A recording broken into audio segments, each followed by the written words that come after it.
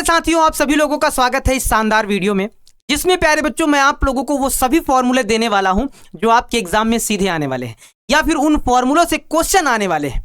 क्योंकि प्यारे बच्चों हर साल देखा गया है कि करीब 25 से 30 मार्क्स के केवल फॉर्मूले पूछे जाते हैं या फिर उन फॉर्मूलों से डायरेक्ट प्रश्न बनते हैं, वो वाले सवाल ज्यादा पूछे जाते हैं। तो प्यारे बच्चों ये सिंगल वीडियो आपके अंक को बूस्ट कर सकता है। इस वीडियो को अंक बूस्टर आप नाम दे दीजिए, क्योंकि प्यारे बच्चों ये एक वीडियो आपके 25 से 30 मार्क्स को बढ़ा सकता है। इस वजह से इस वीडियो को स्किप मत करना, पूरा वीडियो अंत तक देखना, क्योंकि एग्जाम एकदम पास में आ गया है।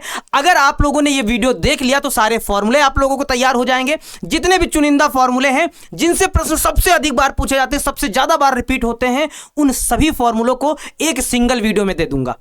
जल्दी से आप लोगों को इस वीडियो को पूरा देख लेना है ताकि आप लोगों का रिवीजन फॉर्मूलों का हो जाए, फॉर्मूलों में कहीं गलती आप लोग ना करो। ठीक है, तो चलिए प्यारे बच्चों सबसे पहले स्टार्ट करते हैं, देखते हैं जिसे हम लोग बैकबोन कहते हैं, मैथ की बैकबोन, वो होती है ट्रिग्नोमेट्री। प्यारे बच्चों ट्रिग्नोमेट्री की ये फॉर्मूले जिनकी मदद से अवकलन और समाकलन जैसे भारी चैप्टरों के बहुत सारे सवालों को बनाया जाता है। अवकलन और समाकलन अकेले आप बात करें तो 70 नंबर का पूछा जाता है प्यारे बच्चों, जिसमें ट्रिग्नोमेट्री के फॉर्मूले सबसे ज्यादा महत्व रखते हैं, सबसे ज्यादा इंपॉर्टेंट होते हैं। प्यारे बच्चों आप लोगों ने कुछ फॉर्मूले इसमें 10th में पढ़ रखे होंगे, जैसे कि सबसे पहला फॉर्मूला जो होता है sign square x plus cos square x बराबर में 1, जिनको हम लोग टॉप 9 फॉर्मूले भी बोलते हैं, टॉप 9 फॉर्मूले। जैसे एक ये हो गया, एक इसी तरह से sec square x minus ten X बराबर में 1 हो जाएगा, और प्यारे बच्चों एक ये cosec square x minus cot square x बराबर में 1। बाकी ये जो है इसी फॉर्मूले से निकाले जा सकते हैं, जैसे साइन स्क्वायर एक्स का मान, कॉस स्क्वायर एक्स का मान है ना, टेन स्क्वायर एक्स का मान, सेक स्क्वायर एक्स का मान, इन्हीं फॉर्मूले से निकाले जा सकते हैं। या फिर कॉसेक स्क्वायर एक्स का मान है ना, या फिर प्यारे बच्चों कॉट स्क्वायर एक्स का मान, इन्हीं फॉर्मूलों से निकाल सकते हैं, पक्षांतर करके निकाल सकते हैं। जैसे साइन स्क्वायर एक्स है तो ये कॉस को उधर भेज देते हैं तो 1 माइनस कॉस स्क्वायर एक्स हो जाएगा। इसी प्रकार से प्यारे बच्चों हम सभी का निकाल सकते हैं। अगर ये आपको 3 फॉर्मूले याद हैं तो ये मान के चलिए टोटल 9 फॉर्मूले याद हो जाते हैं। फिर प्यारे बच्चों आगे देखते हैं कि अगर हमारे पास साइन एक्स है साथ में कॉसेक एक्स है तो इसका मान 1 हो जाता है। इसी प्रकार से कॉस एक्स सेक एक्स 1 हो जाएगा, tan x into cot x 1 हो जाएगा। और प्यारे बच्चों जैसे साइन एक्स प्लस वाई का फॉर्मूला है, sin x into cos y plus cos x into sin y. अगर यहां प्लस है तो यहां प्लस रहेगा, अगर यहां माइनस आएगा तो यहां माइनस आ जाएगा। सिंपल सी बात है, कॉस एक्स प्लस वाई का cos x into cos y minus sin x into sin y. अगर यहां प्लस है तो यहां माइनस आएगा, अगर यहां माइनस है तो यहां प्लस हो जाएगा। यानी कि जैसा कि ये फॉर्मूला आपको दिख रहा है, यहां माइनस है तो यहां प्लस हो जाएगा। इसी प्रकार से टेन एक्स प्लस वाई का tan x plus tan y बटे में 1 minus ten x tan y. अगर यहां प्लस है तो यहां प्लस, नीचे माइनस रहेगा। आप लोगों को यह याद रखना है, अगर यहां माइनस होगा तो ऊपर माइनस लेकिन नीचे प्लस लग जाएगा।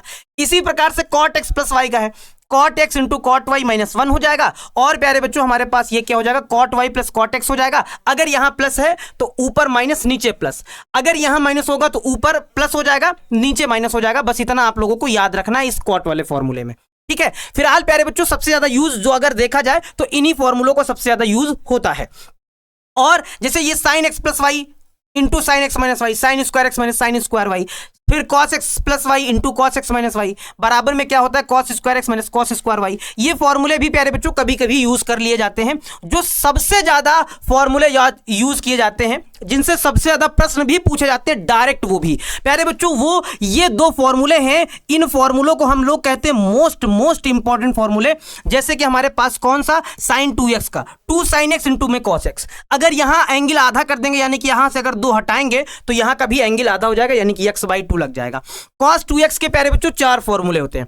cos square x minus sine square x एक हो गया, दूसरा 2 cos स्क्वायर एक्स माइनस 1, फिर एक हो गया 1 माइनस 2 साइन स्क्वायर एक्स, एक और प्यारे बच्चों ये रहा cos 2x का 1 माइनस टेन स्क्वायर एक्स बटे में 1 प्लस टेन स्क्वायर एक्स। ये सारे फॉर्मूले cos 2x के बहुत ज्यादा इंपॉर्टेंट है। इसको हम लोग मोस्ट इंपॉर्टेंट बोलते हैं। भैया इस फॉर्मूले को आप लोग घुट्टी बनाकर आप लोगों को पी लेना है, शरबत बना के घोल के पी लेना है। tan 2x का 2 tan x बटे में 1 minus tan square x, sin 2x का 2 tan x बटे में 1 प्लस टेन स्क्वायर एक्स। इसी प्रकार से साइन 3x का 3 sin x माइनस का 4 sin क्यूब x। इसी प्रकार से प्यारे बच्चों cos 3x का 4 cos क्यूब x माइनस का 3 cos x। ये वाला फॉर्मूला tan 3x का 3 tan x minus tan cube x बटे में 1 माइनस 3 tan स्क्वायर x, ये हो जाएगा। 2 sin x इंटू में cos y का sin x plus y plus sin x minus y, ये हो जाता है। प्यारे बच्चों यहां से एक नया फॉर्मूला है, इंटर हो नहीं पाया है टाइपिंग में। 2 cos x into sin y बराबर प्यारे बच्चों होता है sin x plus y minus sin x minus y. इसी प्रकार से 2 cos x इंटू cos y, cos x plus y plus cos x minus y, 2 sin x into sin y, cos x minus y minus का cos x plus y, ये प्यारे बच्चों formula हो जाता है। sin x plus sin y का होता है 2 sin x plus y by 2 into cos x minus y by 2। ये फॉर्मूला बढ़िया इंपॉर्टेंट वाला है, ये वाला भी लगता है। sin x minus sin y बराबर 2 cos x plus y by 2 into sin x minus y by 2। इनसे समाकलन का सवाल इन दो फॉर्मूले से प्यारे बच्चों लगभग हर साल पूछा जाता है, वो भी 2 मार्क्स का। cos x plus cos y 2 cos x plus y by 2 into cos x minus y by 2। ठीक है, अगर cos x minus cos y है तो माइनस का 2 sin x plus y by 2 into sin x minus y by 2। इन फॉर्मूलों से प्यारे बच्चों, इन 4 फॉर्मूलों से एक सवाल जरूर पूछा जाता है, लगभग हर साल पूछा जाता है, तो इन फॉर्मूलों को भी आप लोगों को रट लेना है जल्दी से। और प्यारे बच्चों आप लोगों को लॉगरिथमिक फंक्शन वाले जो फॉर्मूले हैं वो आप लोगों को याद करना है। जैसे यहाँ पे हमारे पास log y बराबर x है, तो क्या होता है, हमने बताया है कि जब यहाँ से log हटाते हैं यानी कि एंटी log लेते हैं, तो हमारे पास यहाँ जो बेस में होता है क्या हो जाता है, b की पावर x बराबर में प्यारे बच्चों y हो जाता है, ये हो जाता है। यानी कि अगर log mn का फॉर्मूला है तो log m plus log n हो जाता है, log m की पावर n है तो n log m हो जाता है, log m अपान n है तो log m minus log n हो जाता है। अगर हमारे पास log बेस में b a है बराबर में c है तो इसको हम लोग b की पावर c बराबर में a लिख सकते हैं, अगर यहाँ से log हटाएंगे यानी कि एंटी log लेना इसको बोलते हैं। प्यारे बच्चों log वाले फॉर्मूले बड़ा इंपॉर्टेंट है। जैसे log बेस में b a है तो इसको हम लोग log a बेस में c अपान में log b बेस में c बोल देते हैं। log बेस b और b अगर है यानी कि बेस और यहाँ की वैल्यू सेम है तो मान 1 हो जाता है। log 1 का मान प्यारे बच्चों 0 हो जाता है। log base b 1 upon a है तो माइनस 1 माइनस log b यानी कि बेस में b a हो जाता है। ये फॉर्मूले प्यारे बच्चों log वाले हैं जो आप लोगों को याद रखने हैं। अब हम लोग चलते हैं चैप्टर बाय चैप्टर फॉर्मूले प्यारे बच्चों, जो इंपॉर्टेंट फॉर्मूले हैं हम उन्हीं पे डिस्कस करेंगे। फालतू फॉर्मूले पे हम लोग डिस्कस नहीं करने वाले, यानी कि फॉर्मूले तो बहुत सारे हैं जिनका यूज नहीं है, जिनसे क्वेश्चन नहीं पूछे जाते, उन फॉर्मूले पे हम चर्चा करेंगे ही नहीं, क्योंकि यार हमें एग्जाम में अंक को बूस्ट करना है। तो अंक को बूस्ट करना है तो हमें सिर्फ क्रीम उठानी है। अब सिर्फ क्रीम उठानी है, सभी यानी कि हार्ड वर्क नहीं, अब स्मार्ट वर्क करना है, सभी फॉर्मूलों को लेकर नहीं चलना है। जैसे आप लोगों को पहले चैप्टर में स्वातुल्य संबंध के लिए formula a belongs to r होना चाहिए, for every a belongs to a में होना ही चाहिए। सम्मित के लिए अगर a b belongs to r है तो b c belongs to r होना चाहिए। संक्रामक संबंध के लिए प्यारे बच्चों a b belongs to r, b c belongs to r, तो a c belongs to r होना चाहिए, है ना, जहां पे a b c ये सब एक एलिमेंट होते हैं। आगे प्यारे बच्चों अगर देखा जाए तुल्यता संबंध के लिए आपको पता है कि जो संबंध आपका r है वो स्वातुल्य, सम्मित तथा संक्रामक होना चाहिए, तीनों होना चाहिए, तो उस संबंध को हम लोग तुल्यता संबंध भी बोलते हैं। एक है कि प्यारे बच्चों यहाँ पे फलन होना चाहिए। एक है कि फलन के लिए हमारे पास क्या हो जाता है कि fx1 बराबर fx2 है तो x1 बराबर में x2 हो जाता है। ऑब्जेक्टिव प्रश्न पूछा जाता है कई बार। आच्छादक फलन के लिए हम लोग क्या करते हैं कि y बराबर fx रख के हम लोग इसको सॉल्व कर लेते हैं, ये आप लोगों को याद रखना है, ठीक है। और आच्छादक प्यारे बच्चों अगर आच्छादक फलनों की आपसे संख्या पूछी जाए तो n फैक्टोरियल करके हम लोग आच्छादक फलनों की संख्या को निकाल सकते हैं, है ना। चलो आगे प्यारे बच्चों, संयोजक फलन, जैसे आपके पास दो फलन है, एक a से b है और दूसरा b से c है। संयोजक फलन दो प्रकार से निकलता है, एक निकलता है g ऑफ f, ये निकलता है ना, g ऑफ f करके निकलता है, और एक f ऑफ g निकलता है, वो हमने कोर्स में समझा रखा है। व्युत्क्रमणीय फलन के लिए प्यारे बच्चों आपका क्या होना आवश्यक है, g ऑफ f और f ऑफ g, ये दोनों क्या आना चाहिए, i आना चाहिए, यानी कि ix बराबर में iy आना चाहिए। अगर ऐसा है तो वो फलन व्युत्क्रमणीय फलन कहलाता है। प्यारे बच्चों बाइनरी ऑपरेशन के कुछ हैं दो, एक फलन f(x) से y व्युत्क्रमणीय फलन है यदि और केवल यदि जब f एक एकी और आच्छादक है। इस चीज को भी आपको याद रखना है। ये कुछ द्विआधारी संक्रियाओं के कुछ कंडीशन है कि द्विआधारी जो संक्रिया है वो प्यारे बच्चों क्रम विनिमय नियम को भी फॉलो करती है और साहचर्य नियम को भी फॉलो करती है। अच्छा, तत्समक क्या होता है कि अगर a*e बराबर में a आएगा, e* निकालोगे तब भी a आएगा, यानी कि सब कुछ बराबर होता है, तो इसको हम लोग तत्समक अवयव बोल देते हैं। ये द्विआधारी संक्रियाओं के प्यारे बच्चों कुछ है, यानी कि पहले चैप्टर से आपको उतना ही याद करना है। अगर हम दूसरे चैप्टर से बात करें तो प्यारे बच्चों यहां से सवाल यार ढेरों प्रश्न बनते हैं, यहां से ढेरों यानी कि बहुत सारे प्रश्न बनेंगे। जैसे साइन इनवर्स एक्स का आपको डोमेन याद होना चाहिए, डोमेन और प्यारे बच्चों डोमेन और ये जो परिसर होता है यानी कि मुख्य मान, ये आपको याद होना चाहिए। डोमेन को प्यारे बच्चों हम लोग प्रांत बोलते हैं और सह प्रांत, ये आप लोगों को याद होना चाहिए, ठीक है। प्रांत और सह प्रांत प्यारे बच्चों आप सभी लोगों को याद होना चाहिए। साइन इनवर्स एक्स का साइन इनवर्स एक्स का होता है -1 से 1 होता है, और इसका जो परिसर यानी कि मुख्य मान -π/2 से π/2 होता है। अच्छा, इसमें हमने कहा था कि जो साइन का होता है वही tan का होता है, वही क्या होता है कॉसेक का होता है। बस कॉसेक में केस को माइनस कर देते हैं 0 को, क्योंकि ये 0 पे अनडिफाइंड हो जाता है, और tan में ओपन ब्रैकेट लग जाता है। यहां -π/2 से π/2 तक होता है, और यहां -π/2 से π/2 के बीच में होता है, के बीच में होता है।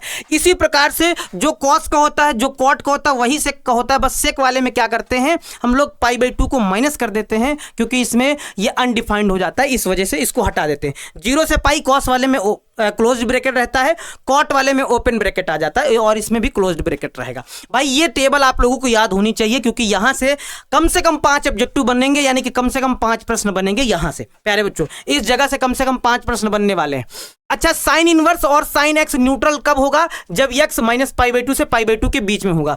इसी प्रकार से सभी के प्यारे बच्चों वही रेंज जो पीछे बताई गई है वही यहां पे दी गई है, कि न्यूट्रल होने की कंडीशन क्या है कि ये मुख्य मान में होना चाहिए। अगर इससे ज्यादा है तो कभी भी न्यूट्रल नहीं करेंगे, हमें उसको चेंज करना पड़ेगा, फिर न्यूट्रल करेंगे। तो ये सारे फॉर्मूले पीछे वाली टेबल से ही हैं, ये रेंज पीछे वाली टेबल से ही दी गई है, आप लोग इसको भी याद कर लीजिए। ये वाला भी वही डोमेन वाला है, ये जो पीछे वाले अगर टेबल याद कर लोगे तो ये सारे फॉर्मूले भी याद हो जाएंगे, जिसमें साइन से साइन इनवर्स एक्स न्यूट्रल हो जाता है। ये पीछे वाले से ही आप लोगों को केवल एक टेबल याद करनी है, बाकी ये सारे फॉर्मूले आप लोगों को ऑलरेडी याद हो जाएंगे। ठीक है, और प्यारे बच्चों क्या है जरा देखो, साइन इनवर्स एक्स बराबर में कॉसेक इनवर्स 1/x होता है। अच्छा, यहां से प्यारे बच्चों क्या पूछा जाता है, यहां से ये सभी फॉर्मूलों का हर साल एक ना एक कोई प्रूफ पूछा जाता है, यानी कि ये सभी फॉर्मूलों में से किसी एक फॉर्मूले का आपसे प्रूफ पूछ लिया जाएगा, और हमने इसका प्रूफ करवाया भी है ना। तो आप लोग इनका प्रूफ भी एक बार सब लोग चेक कर लीजिएगा। साइन इनवर्स एक्स बराबर कॉसेक इनवर्स 1/x, इसी प्रकार से कॉसेक इनवर्स एक्स का है साइन इनवर्स 1/x हो जाता है,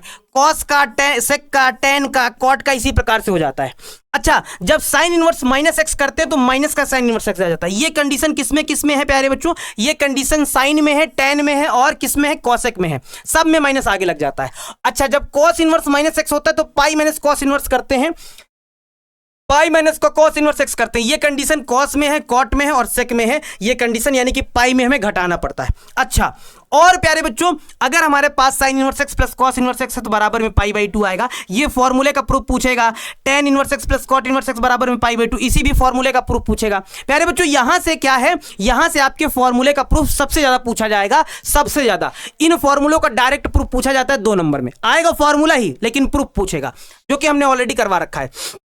sec inverse x plus cosec inverse x बराबर में π/2 हो जाएगा। अच्छा, और देखो जरा, जब हमारे पास x और y दोनों 0 से बड़े हैं, दोनों 0 से बड़े हैं, लेकिन x y अगर उसका मान अगर 1 से छोटा है तो tan inverse x plus tan inverse y का मान होता है tan inverse x plus y बट्टे में 1 माइनस xy। लेकिन अगर x y का मान 1 से बड़ा है प्यारे बच्चों, तो उस केस में फॉर्मूला क्या होता है, tan inverse x plus tan inverse y का होता है pi plus tan inverse x plus y बट्टे में 1 माइनस xy। इस बात को याद रखना, अगर x भी 0 से छोटा, y भी 0 से छोटा, यानी कि दोनों माइनस के हैं, और एक्स वाई अगर कर रहे हो तो 1 से बड़ा आ रहा है, तो उस केस में क्या होता है, tan inverse x plus tan inverse y का tan inverse x plus y बटे में 1 माइनस xy माइनस का पाई करते हैं, जो कि आप लोगों को शायद नहीं मालूम रहा होगा। तो लेकिन इस वीडियो से प्यारे बच्चों आप लोगों को मालूम हो गया होगा। इन तीनों फॉर्मूलों की कंडीशन है प्यारे बच्चों, कंडीशनल है, तो कंडीशन को याद रखना है, हमेशा याद रखना है। हम लोग ज्यादातर करके ये वाला लगाते हैं, लेकिन इस वाला कब लगता है, जब एक्स वाई का मान प्यारे बच्चों 1 से छोटा होता है तब लगाया जाता है। गुणा करने पे देख लो 1 से छोटा है तो ये लगेगा, अगर 1 से बड़ा आ रहा है तो फिर ये लगेगा, लेकिन हाँ दोनों 0 से बड़े भी होने चाहिए, ठीक है, दोनों प्लस के होने चाहिए। चलो नेक्स्ट क्वेश्चन प्यारे बच्चों, tan inverse x plus tan inverse y plus tan inverse z, ये फॉर्मूला है क्या, tan inverse x plus y plus z minus xyz बट्टे में 1 minus xy minus yz minus zx। बहुत इंपॉर्टेंट फॉर्मूला है, इसका भी प्रूफ पूछा जा सकता है। इसी प्रकार से tan inverse x minus tan inverse y का यहाँ माइनस लग जाएगा, cot inverse x plus cot inverse y का cot इनवर्स xy माइनस 1 बट्टे में y प्लस x हो जाएगा। इसी प्रकार से माइनस वाला हो जाएगा। अच्छा, sin inverse x plus sin inverse y का तो क्या हो जाएगा, sin inverse x under root 1 minus y square plus y under root 1 minus x square. Minus लगाओगे तो माइनस लग जाएगा, प्लस लगाओगे तो प्लस लग जाएगा। Cos inverse x plus cos inverse y का cos inverse xy minus plus under root के अंदर 1 माइनस एक्स स्क्वायर इंटू में 1 माइनस वाई स्क्वायर। यानी कि इसमें क्या होता है, अगर प्लस होगा तो माइनस होगा, माइनस होगा तो प्लस होगा, फॉर्मूले में अल्टरनेट हो जाता है, ठीक है। 2 sin इनवर्स x का बहुत ज्यादा महत्वपूर्ण फॉर्मूला, यहां से सवाल 101% बनेगा प्यारे बच्चों, 101% यहां से फॉर्मूला बनेगा, सवाल बनेगा। 2 sin इनवर्स x बराबर होता है sin inverse 2x under root के अंदर 1 माइनस एक्स स्क्वायर। बहुत ही ज्यादा महत्वपूर्ण सवाल है प्यारे बच्चों, बहुत ही ज्यादा, इतना महत्वपूर्ण है कि बस समझो यही वाला क्वेश्चन आ गया। प्रूफ तो यहां से पक्का आएगा। 2 cos इनवर्स x का cos inverse 2x square minus 1 हो जाएगा। 2 tan इनवर्स x का हो जाएगा tan इनवर्स 2x अपान में 1 माइनस एक्स स्क्वायर।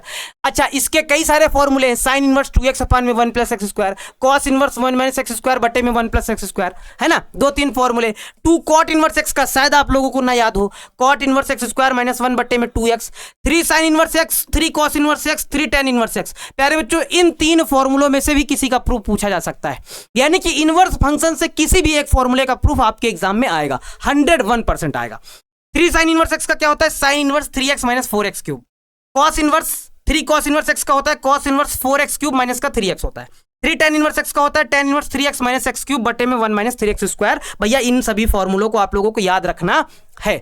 अच्छा, sin इनवर्स x के भी फॉर्मूले प्यारे बच्चों कुछ हैं, अगर आप लोग याद कर सकते हैं तो इनको याद कर लीजिएगा, नहीं तो फिर आप लोगों को हमने एक ट्रायंगल वाला मेथड बता रखा है, उस ट्रायंगल वाले मेथड से ये सारे फॉर्मूले आप लोग निकाल सकते हैं।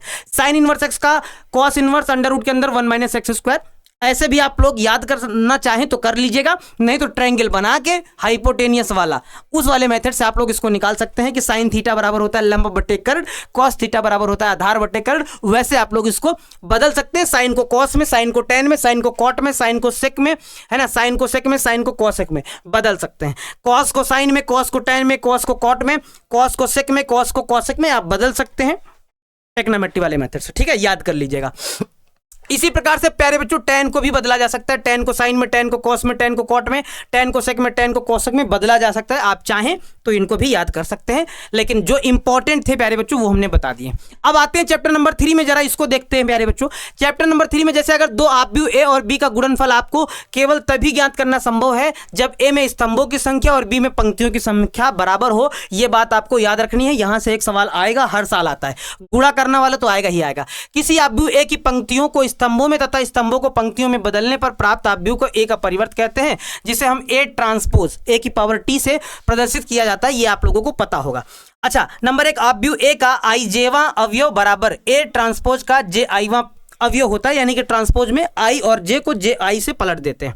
यदि आव्यूह a का क्रम m क्रॉस n है तो a की पावर t क्रम बराबर n क्रॉस m हो जाता है, यानी कि उसका ऑर्डर बदल जाता है, पंक्ति स्तंभ स्तंभ पंक्ति में चली जाती है। अगर a की पावर यानी कि a की पावर डैश की पावर डैश, यानी कि a का परिवर्त निकालो तो पुनः a मिल जाता है। a प्लस b का परिवर्त निकालो तो a का परिवर्त प्लस b का परिवर्त करोगे तो बराबर आ जाएगा। अगर किसी भी आव्यूह में अगर a से गुणा करो और उसका परिवर्त निकालो तो उस पर कोई फर्क नहीं पड़ता है, k को अब आगे कर लो और a का परिवर्त लिख दो। अगर a b का परिवर्त है तो पहले आता है b का परिवर्त, है ना, और आता है a का परिवर्त। इसको प्यारे बच्चों हम लोग डैश भी बोलते हैं। a इसको हम लोग अगर याद करना होता है तो हम लोग ऐसा याद करते हैं, ए बी का डैश बराबर हम लोग याद करते हैं बी डैश इंटू में ए डैश, जबकि ये वास्तव में परिवर्त होता है। ठीक है, चलो अगला क्वेश्चन प्यारे बच्चों, वर्ग आव्यूह ए सममित आव्यूह कब कहलाता है? जब ए का परिवर्त बराबर में ए आ जाता है, सममित तब कहलाता है। वर्ग आव्यूह ए विषम सममित आव्यूह कब कहते हैं? जब ए डैश बराबर माइनस ए हो जाता है। विषम सममित आव्यूह मुख्य विकर्ण पर सभी अवयव प्यारे बच्चों क्या होते हैं? शून्य होते हैं। यानी कि अगर कोई विषम सममित आव्यूह है तो उसके जो मुख्य विकर्ण है वो सारे अवयव क्या होते हैं? शून्य होते हैं। ये शॉर्टकट मेथड से आप लोग पता लगा सकते हैं। ठीक है, और देखो जरा, m क्रम का वर्ग आव्यूह ए व्युत्क्रमणीय कहलाता है यदि m क्रम का एक वर्ग आव्यूह प्यारे बच्चों b इस प्रकार अस्तित्व में है कि ab और ba का अगर आप गुणा कराओगे तो हमेशा आपको आइडेंटिटी मैट्रिक्स मिलेगी, यानी कि आई मिलेगा। AB बराबर BA बराबर I, या फिर A इनवर्स बराबर में B, B इनवर्स बराबर में A है तो A का इनवर्स करोगे और A इनवर्स A का गुणा करोगे तब भी आपको I मिलेगा हमेशा। यदि A तथा B एक ही क्रम के दो व्युत्क्रमणीय वर्ग आव्यूह हैं तो AB का होल इनवर्स बराबर B इनवर्स ए इनवर्स, ये बराबर होता है। ये प्यारे बच्चों फॉर्मूला है और कभी कभी इस फॉर्मूले का भी प्रूफ पूछा जाता है, तो भाई आप लोगों को याद रखना है।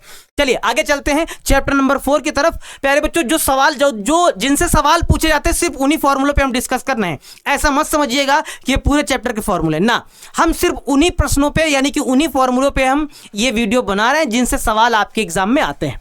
जैसे कि प्रत्येक सारणिकों में अगर पंक्तियों की संख्या स्तंभों की संख्या बराबर है ना, पंक्तियों की संख्या स्तंभों की संख्या मतलब बराबर होती है किसी भी सारणिक में। सारणिक का क्रम अथवा कोटि पंक्तियों की संख्या बराबर स्तंभों की संख्या, यानी कि हमेशा वर्ग आपको मिलेगा 2x2, 3x3, 4x4 ऐसा ही मिलेगा। जैसे ये है तो इसका ऑर्डर 2x2 है प्यारे बच्चों, और इसको सॉल्व करने का तरीका इसको इससे गुणा, इसको इससे गुणा हम लोग कर देते हैं। n क्रम के सारणिक में प्यारे बच्चों अवयवों की संख्या n स्क्वायर से हम लोग निकाल सकते हैं तथा पदों की संख्या को हम लोग n फैक्टोरियल से निकाल सकते हैं। ठीक है, यदि किसी सारणिक में पंक्तियों तथा स्तंभों में से स्तंभों को पंक्तियों में परिवर्तित किया जाए तो उस सारणिक के मान में कोई परिवर्तन नहीं होता है प्यारे बच्चों। अगर आप सभी पंक्तियों को सभी स्तंभों में लिख दो, या कुछ पंक्तियों को कुछ स्तंभों में लिख दो, लेकिन उसको हल करने पर जो वैल्यू आएगी वो वही रहेगी, वैल्यू कभी नहीं बदलेगी, वैल्यू कभी चेंज ही नहीं होगी। यदि किसी सारणिक के किन्हीं दो पंक्तियों अथवा किन्हीं दो स्तंभों को परस्पर बदल दिया जाए तो सारणिक के मान का चिन्ह परिवर्तन नहीं होता है। ठीक है, यदि किसी सारणिक की कोई दो पंक्तियां अथवा स्तंभ सर्वसम है तो उस सारणिक का मान शून्य होता है, यानी कि दो पंक्तियां या दो स्तंभ बराबर है तो सारणिक का मान शून्य हो जाता है। यदि सारणिक की किसी पंक्ति अथवा किसी स्तंभ का प्रत्येक अवयव शून्य हो तब भी उस सारणिक का मान प्यारे बच्चों क्या हो जाता है, शून्य हो जाता है, जैसा कि आप लोग जानते हैं, याद रखिएगा। और प्यारे बच्चों यदि किसी त्रिभुज के शीर्षों के निर्देशांक अगर कुछ ऐसे हैं तो उसका त्रिभुज का क्षेत्रफल सारणिक के माध्यम से इस वाले फॉर्मूले से निकाला जा सकता है। 1/2 x1 y1 1 x2 y2 1 x3 y3 1 इस फॉर्मूले से निकाल सकते हैं। तीन बिंदु हमारे पास अगर दिए गए संरेख हैं तो इनका जब आप क्षेत्रफल निकालोगे प्यारे बच्चों तो शून्य मिलेगा। तीन बिंदु, अगर हमारे पास कोई दो बिंदु हैं को मिलाने वाली रेखा का अगर समीकरण निकालना है तो x1 y1 1 x2 y2 1 बराबर में 0 करके हम लोग निकाल सकते हैं। प्यारे बच्चों अगला चलते हैं कि यदि a एक n क्रम का वर्ग आव्यूह है तो a इंटू एडजॉइंट a बराबर हमारे पास क्या होता है, सारणिक a i होता है, या फिर हमारे पास एडजॉइंट a इंटू में a होता है। यदि किसी वर्ग आव्यूह के सारणिक का मान शून्य अर्थात सारणिक a बराबर 0 है तो उस आव्यूह को अव्युत्क्रमणीय आव्यूह प्यारे बच्चों कहते हैं। ये सारे नियम हैं, आप लोगों को याद रखना है। किसी वर्ग आव्यूह के सारणिक का मान शून्य के बराबर नहीं है अर्थात सारणिक a का मान प्यारे बच्चों 0 नहीं है तो उसे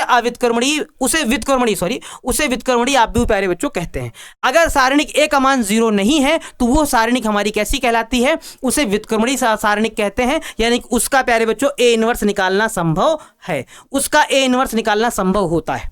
ठीक है, चलो अगला क्वेश्चन यानी कि अगला फॉर्मूला प्यारे बच्चों, यदि a एक n क्रम का व्युत्क्रमणीय वर्ग आव्यूह है तो देखो यहां से ऑब्जेक्टिव प्रश्न बनता है कि एडजॉइंट a का सारणिक का फॉर्मूला होता है सारणिक a की पावर n-1, या फिर एडजॉइंट a प्यारे बच्चों का ट्रांसपोज निकालोगे तो एडजॉइंट a पूरे का होल ट्रांसपोज, ये दोनों आपस में बराबर रहेंगे, या फिर एडजॉइंट a इंटू में एडजॉइंट a बराबर में क्या हो जाएगा, सारणिक a की पावर n-2 इंटू a, इससे हम लोग निकाल सकते हैं। यदि a तथा b समान क्रम के दो व्युत्क्रमणीय वर्ग आव्यूह हैं तो प्यारे बच्चों ये वाली कंडीशन भी बराबर होगी, एडजॉइंट ऑफ ए बी बराबर हो जाएगा एडजॉइंट ऑफ b इंटू में एडजॉइंट ऑफ a, गुणा कराओगे तो बराबर मिलेगा। और प्यारे बच्चों जरा देखो, यदि a एक n क्रम का वर्ग आव्यूह इस प्रकार है कि सारणिक a बराबर 0 नहीं है तब प्यारे बच्चों a इंटू एडजॉइंट अपान में सारणिक a, एडजॉइंट a इंटू में a अपान में सारणिक a बराबर करोगे तो हमेशा क्या मिलेगा, आपको i मिलेगा, यानी कि आइडेंटिटी मैट्रिक्स मिलेगा। ठीक है, अच्छा n क्रम का वर्ग आव्यूह a प्रतिलोमीय कहलाता है यदि n क्रम का एक वर्ग आव्यूह b इस प्रकार है, ए बी बराबर बी ए बराबर आई, अच्छा प्रतिलोमी कहलाएगा। ए बी बराबर बी ए बराबर में आई, जैसे ए इनवर्स बराबर बी, बी इनवर्स बराबर ए, अर्थात ए इनवर्स ए बराबर में आई आ जाएगा, ऐसा प्रतिलोमी कहलाता है। कोई वर्ग आव्यूह प्रतिलोमी होता है यदि वह एक व्युत्क्रमणीय आव्यूह है प्यारे बच्चों। ए इनवर्स बराबर 1 अपान में सारणिक ए इंटू में एडजॉइंट ए होता है, ये ए इनवर्स का फॉर्मूला होता है जिसकी मदद से जो तीन समीकरण वाले सवाल आते हैं जिसमें x y z का मान निकालना होता है, वो इसी फॉर्मूले की मदद से प्यारे बच्चों हम लोग निकालते हैं, क्योंकि वहां पे a इनवर्स निकालना पड़ता है। यदि प्यारे बच्चों a तथा b एक ही क्रम के दो व्युत्क्रमणीय वर्ग आव्यूह हैं तो ए बी का होल इनवर्स बराबर बी इनवर्स ए इनवर्स होता है। और यहां से एक सवाल प्यारे बच्चों 5 नंबर में आपके एग्जाम में जरूर से जरूर आएगा, 101% आएगा। तीन समीकरण ऐसे कुछ दिए रहेंगे तो इसको हम लोग ax बराबर b के रूप में हम लोग लिख सकते हैं, जहां पे a क्या होगा, इन सभी के x y z के सभी के गुणांक होंगे, x क्या होगा x y z होगा, b क्या होगा यहाँ के जो वैल्यू होगी वो होगा, है ना। उसके बाद इसको हल करने का तरीका x बराबर a इनवर्स b रख के प्यारे बच्चों हम लोग सॉल्व कर सकते हैं। ये रहे फॉर्मूले प्यारे बच्चों। आव्यूह समीकरण ax बराबर b में एक वर्ग आव्यूह a के लिए क्या होता है, यदि सारणिक a का मान 0 नहीं है तो जो हल होता है अद्वितीय हल का अस्तित्व है। अगर सारणिक a का मान 0 है तो एडजॉइंट a इंटू b तो किसी हल का अस्तित्व नहीं होता है। अगर सारणिक ए का मान 0 आ जाता है, ये सारणिक ए का मान 0 और एडजॉइंट ए भी क्या है 0 है, तो निकाय संगत या असंगत होती है भाई, इसको भी आप लोग याद रखिएगा, बड़ा इंपॉर्टेंट पॉइंट है प्यारे बच्चों। अब चलते हैं हम लोग जहां से सबसे ज्यादा अधिक सवाल पूछे जाते हैं, अवकलन वाले चैप्टर में, यानी कि चैप्टर नंबर प्यारे बच्चों 5। यहां से सवाल सबसे अधिक ज्यादा पूछे जाते हैं। तो जैसे किसी भी कांस्टेंट यानी कि संख्या का अवकलन करोगे तो 0 मिलेगा, अचर पद का करोगे तो 0 मिलेगा, ठीक है। या फिर d by d x c f x करोगे तो सी आगे आ जाएगा, यानी कि कोई अचर पद है कांस्टेंट वो आगे कर लेंगे, फिर आप किसी फंक्शन का अवकलन कर पाओगे। यानी कि अगर कोई कांस्टेंट नंबर किसी फंक्शन के साथ जुड़ा है तो कांस्टेंट को पहले आगे करते हैं फिर अवकलन करते हैं, है ना। अगर हमारे पास कोई दो फंक्शन है एफ एक्स इंटू जी एक्स, तो पहला फलन दूसरे का अवकलन प्लस दूसरा फलन पहले का अवकलन, यानी कि गुणन नियम हम लोग लगाते हैं।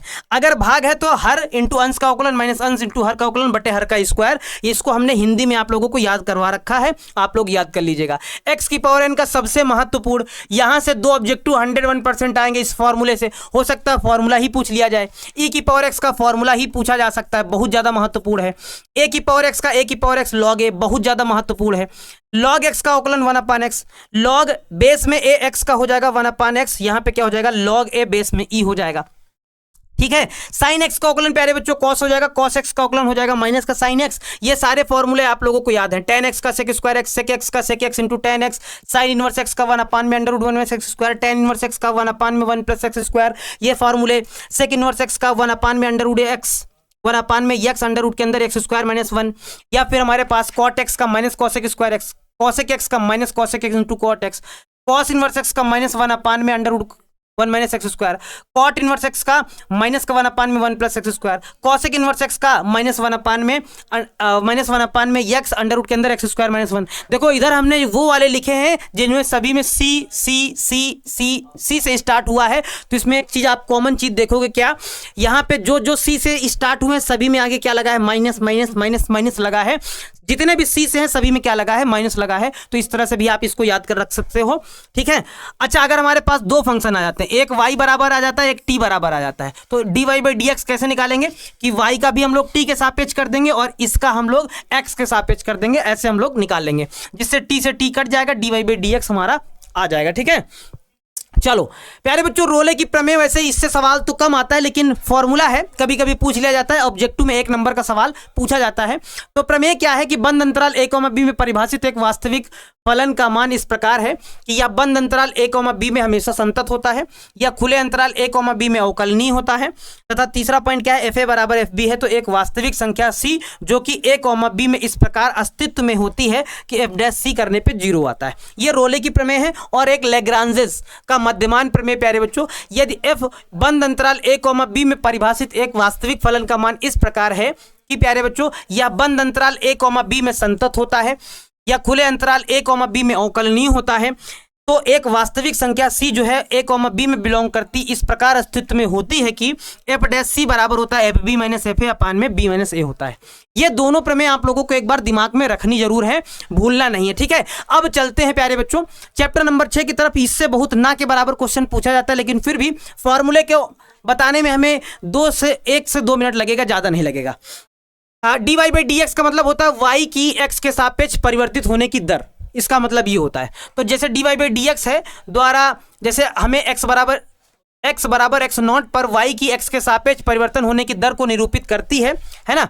जब x एवं y t के सापेक्ष परिवर्तित हो रहे होते हैं तो dy बाई डी एक्स बराबर में क्या होता है, dy बाई डी टी भाग कर देते हैं dx अपान में dt से, ठीक है प्यारे बच्चों। ये फॉर्मूला है, जबकि dx अपान में dt is not equals to 0, इसलिए dy बाई डी एक्स बराबर में y की x के सापेक्ष परिवर्तन होने की दर हमको मालूम हो जाती है, y की t के सापेक्ष परिवर्तित होने की दर बराबर में x की t के सापेक्ष परिवर्तित होने की दर। बात वही है जो यहाँ पे लिखी गई है। चलो आगे प्यारे बच्चों, वास्तविक मान फलन fx खुले अंतराल a, b में क्या होता है प्यारे बच्चों, यहाँ पे हमको लगता है कुछ टाइपिंग में छूट गया है, लेकिन चलो कोई बात नहीं। वर्धमान कहलाता है यदि सभी प्यारे बच्चों x1, x2 belongs to a, b के लिए x1 less than x2, fx1 जो मान छोटा होता है f(x2) के छोटा होता है। निरंतर वर्धमान कहलाता है यदि x1, x2। प्यारे बच्चों निरंतर वर्धमान के लिए क्या होगा, f(x1) लेस देन f(x2) होगा। अच्छा इसमें अंतर क्या है, यहाँ वर्धमान है, यहाँ निरंतर वर्धमान है, यहाँ पे इक्वल का भी साइन है, यहाँ इक्वल का साइन नहीं है, यानी कि बराबर का साइन नहीं है। हास्यमान में क्या होता है, ग्रेटर देन का साइन होता है लेकिन इक्वल भी लगा होता है। अगर निरंतर निरंतर हास्यमान फलन आएगा तो यहाँ पे सिर्फ ग्रेटर देन का साइन रहेगा, इक्वल का साइन नहीं रहेगा, यानी कि f(x1) ग्रेटर देन f(x2) होता है। अच्छा उसके बाद प्यारे बच्चों एक दिष्ट कहलाता है यदि f(x) अंतराल a, b में वर्धमान या हास्यमान है। ठीक है प्यारे बच्चों, ये आप लोगों को उतना ज़्यादा महत्वपूर्ण नहीं है, लेकिन फिर भी आप पढ़ लो जल्दी से, ज़्यादा समय नहीं लगेगा। y जैसे कोई वक्र y बराबर f(x) के बिंदु a, b पर स्पर्श रेखा की प्रवणता अगर हमको निकालनी है तो dy/dx करते हैं और जो भी बिंदु दिया गया है उसको हम लोग रख के अप्लाई कर देते हैं। यदि वक्र y बराबर f(x) के बिंदु a, b पर स्पर्श रेखा का x अक्ष से झुकाव हमको फाई है तो प्यारे बच्चों tan फाई बराबर झुकाव निकालने के लिए dy/dx हम लोग निकालते हैं और a, b जो बिंदु दिया होता है उसको हम लोग अप्लाई कर देते हैं। अच्छा कुछ फॉर्मूले प्यारे बच्चों और हैं, जल्दी से देख लेते हैं। यदि वक्र y बराबर f(x) के बिंदु a, b पर स्पर्श रेखा x अक्ष के समांतर है तो dy/dx a, b बराबर में क्या हो जाता है, 0 हो जाता है। यदि वक्र y बराबर f(x) के बिंदु a, b पर स्पर्श रेखा y के समांतर है तो उस केस में क्या होता है, dx अपान में dy बराबर में क्या हो जाता है, 0 हो जाता है। यदि वक्र प्यारे बच्चों y बराबर f(x) के बिंदु a, b पर स्पर्श रेखा का समीकरण क्या होता है, y माइनस का y1, प्यारे बच्चों ये बिंदु है, y माइनस का y1 बराबर dy/dx x माइनस का x1, क्योंकि प्यारे बच्चों ये बिंदु यहाँ पे a, b दिया गया है, आप इसको x1, y1 भी मान सकते हो। ठीक है चलो अगला प्यारे बच्चों इसी प्रकार से y बराबर, जैसे वक्र है y बराबर f(x) के बिंदु a, b पर अभिलंब की प्रवणता, अगर अभिलंब की प्रवणता है तो माइनस का dx अपान में dy निकाल सकते हैं। प्यारे बच्चों जहां जहां अभिलंब आएगा तो ये उल्टा हो जाएगा। यदि वक्र y बराबर f(x) के बिंदु a, b पर अभिलंब x अक्ष के समांतर है तो dx अपान में dy बराबर 0 हो जाएगा, वहां पे dy/dx था। यदि वक्र y बराबर f(x) के बिंदु a, b पर अभिलंब y अक्ष के समांतर है तो dy/dx 0 हो जाएगा। देखो वहां पे देखोगे तो नीचे हमारे पास dx अपान में dy था, ऊपर dy/dx था, यहां पलट गया है, नीचे dy/dx है, ऊपर dx अपान में dy है। वक्र y बराबर f(x) के बिंदु a, b पर अभिलंब का समीकरण प्यारे बच्चों होता है y माइनस का y1, यहां माइनस लग जाएगा, dx अपान में dy, ये भी पलटी मार गया है, x माइनस का x1 प्यारे बच्चों, क्योंकि ये बिंदु अगर आप x1 y1 मानोगे तो यहाँ x1 y1 लिख सकते हो, हमने a, b माना है तो यहाँ a, b लिख दिया, बात वही है। ठीक है चलो अब प्यारे बच्चों चैप्टर नंबर 7 जो कि सबसे ज्यादा महत्वपूर्ण है प्यारे बच्चों, इस चैप्टर से सबसे अधिक प्रश्न पूछे जाते हैं, सबसे ज्यादा। जब भी 0 का समाकलन करोगे तो 0 आएगा, लेकिन कांस्टेंट लग जाएगा प्यारे बच्चों, c लग जाएगा। ठीक है 1/√x का 2√x हो जाता है, x की पावर n का x की पावर n+1 अपान में n+1 हो जाता है, प्लस c हो जाता है, बहुत ज्यादा महत्वपूर्ण फॉर्मूला है। अच्छा 1/x का log x हो जाता है, e की पावर x का e की पावर x हो जाता है, a की पावर x का a की पावर x अपान में log a हो जाता है, sin x का माइनस cos x हो जाता है, cos x का sin x हो जाता है, sec स्क्वायर x का tan x, cosec square x का minus cot x, sec x into tan x का sec x हो जाता है, cosec x into cot x का माइनस cosec x हो जाता है। अगर 1 अपान में अंडर रूट के अंदर 1 माइनस x स्क्वायर है तो इसका sin inverse x plus c हो जाता है ना, या फिर यहाँ प्यारे बच्चों माइनस cos इनवर्स x भी हो सकता है। अगर यहाँ माइनस लगाओगे तो cos हो जाएगा, अगर ये वाला माइनस उठा के यहाँ लगा दोगे तो फिर cos हो जाएगा, अगर माइनस नहीं लगाओगे तो माइनस cos इनवर्स x हो जाएगा। 1 अपान में 1 प्लस एक्स स्क्वायर, इसका tan इनवर्स x हो जाएगा, अगर माइनस लगा दोगे तो cot इनवर्स x हो जाएगा, यानी कि ये माइनस अगर उठा के यहाँ लगा दोगे तो cot इनवर्स x बन जाएगा, नहीं तो फिर माइनस cot इनवर्स x आपको लेना पड़ेगा। ठीक है 1 अपान में x अंडर रूट के अंदर एक्स स्क्वायर माइनस 1 dx, प्यारे बच्चों ये हो जाता है sec inverse x plus c या फिर माइनस cosec इनवर्स x, वही वाली बात, अगर ये माइनस यहाँ उठा के लगा दोगे तो cosec इनवर्स x बन जाएगा। tan x का प्यारे बच्चों log sec x होता है, cot x का log sin x होता है, e की पावर ax साइन bx का dx प्यारे बच्चों e की पावर ax अपान में a square plus b square, bracket में होता है a sin bx minus b cos bx plus c होता है। इससे भी एक बार प्यारे बच्चों डायरेक्ट सवाल पूछा गया है तो फॉर्मूला आप अप्लाई करके डायरेक्ट बना सकते हैं। अगर 1 अपान में x square minus a square होता है तो 1/2a log x minus a बटे में x प्लस a, 1 अपान में a square minus x square तो 1 अपान में 2a log a plus x बटे में a minus x plus c तो लगेगा 1 अपान में x square plus a square तो 1 अपान में a tan inverse x upon a plus c, या फिर माइनस 1 अपान में cot इनवर्स x अपान में a प्लस c हो जाएगा, यानी कि अगर ये माइनस यहाँ लगाओगे तो फिर ये cot इनवर्स x में बदल जाएगा। ठीक है चलो नेक्स्ट प्यारे बच्चों, अगर अंडर रूट के अंदर आएगा तो क्या हो जाएगा, जैसे 1 अपान में अंडर रूट के अंदर a square minus x square तो ये sign inverse x upon a plus c हो जाएगा, ये माइनस अगर यहाँ लगाओगे तो फिर ये cos inverse x cos inverse x upon में ए हो जाएगा। 1 अपान में अंडर रूट के अंदर x square plus a square है, तो हमारे पास क्या हो जाएगा, log x plus under root के अंदर हो जाएगा x square plus a square plus c हो जाएगा। या फिर अगर 1 अपान में अंडर रूट के अंदर x square minus a square लगाओगे तो हमारे पास हो जाएगा log x plus under root के अंदर x square minus a square. ठीक है प्यारे बच्चों, ये वाला फॉर्मूला हमको लगता है रिपीटेड है। ई की power x cos b x वाला, अच्छा यहाँ कॉस बी एक्स आ गया, तो ई की पावर ए एक्स अपान में a square plus b square a cos b x plus b sine b x plus c हो जाएगा।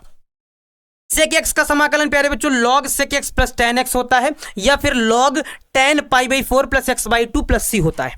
अच्छा कॉसेक एक्स का जो कि बहुत सारे बच्चे भूल जाते हैं, भैया भूलना नहीं, इसको याद रखना है। कॉसेक एक्स का एक फॉर्मूला होता है log cosec x minus cot x, या फिर एक होता है लॉग टेन एक्स बाई 2 होता है। भाई ये इंपॉर्टेंट फॉर्मूले हैं प्यारे बच्चों, इनको आप लोग जरा हाईलाइट कर लीजिएगा, इनको आप लोग जरा भाई साहब आप लोग याद करके चलिएगा। ये सारे फॉर्मूले आप लोग याद कर लीजिएगा, जिनमें आपको कंफ्यूजन ज़्यादा होता है उन फॉर्मूलों को आप लोगों को रिपीट करके याद करना है, बार बार प्रैक्टिस करके।